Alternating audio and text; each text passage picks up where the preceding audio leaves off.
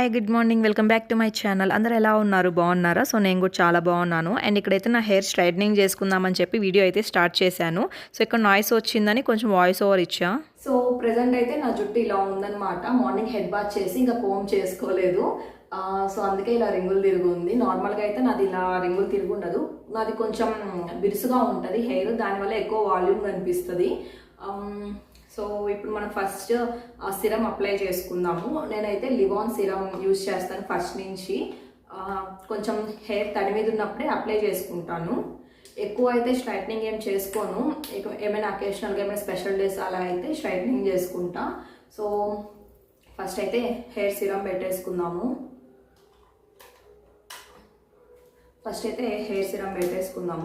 కొంచెం తడి మీద పెట్టుకుంటే కొంచెం మంచిగా సెట్ అవుతుంది. ఇంకా ఎక్కువ ఎక్స్ట్రా స్ప్రేలు కానీ నేనేం యూజ్ చేయను హెయిర్కి. ఎక్కడ హెయిర్ డ్యామేజ్ అవుతుందా అని భయం అంతే.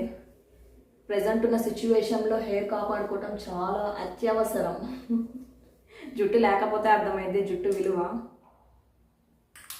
సో నాకు హెయిర్ గ్రోత్ కొంచెం బాగా ఎక్కువ అనమాట. నేను చీటింగ్ మాటికి కట్ చేయిస్తూ ఉంటాను.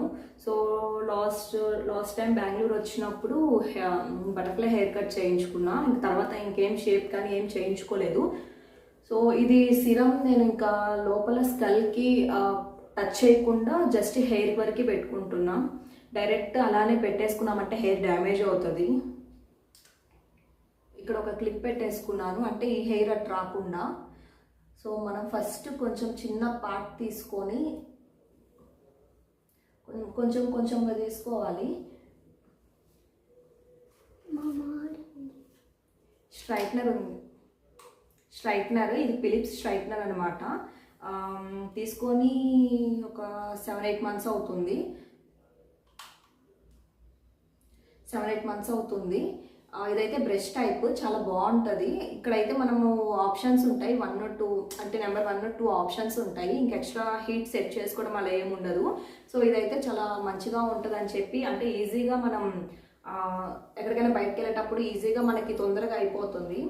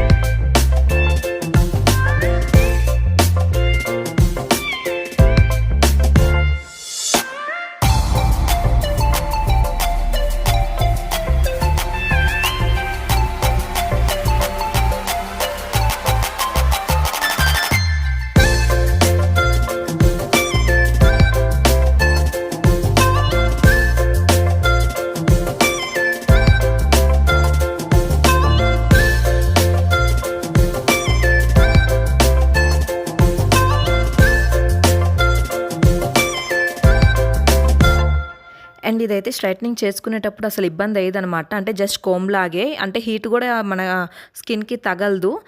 జస్ట్ నార్మల్గా దువ్వింతో దూకున్నట్టే ఉంటుంది. కాకపోతే నెంబర్ 1లో పెట్టుకుంటే సేఫ్, నెంబర్ 2 అయితే మరీ ఓవర్ హీట్ వస్తుంది. నేనైతే నెంబర్ 1లో పెట్టుకొని కోమ్ చేసుకుంటా.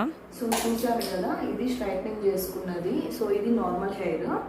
సో ఇదైతే చాలా బాగా పనిచేస్తుంది అనమాట. బ్రష్ టైప్ తొందరగా అయిపోతుంది. సో నార్మల్గా మనము ఇంకో స్ట్రైట్నర్ ఉంటుంది కదా, ఆ టైప్ అయితే కొంచెం టైం టేకింగ్ అనమాట. సో ఇదైతే చాలా ఫాస్ట్గా అయిపోతుంది.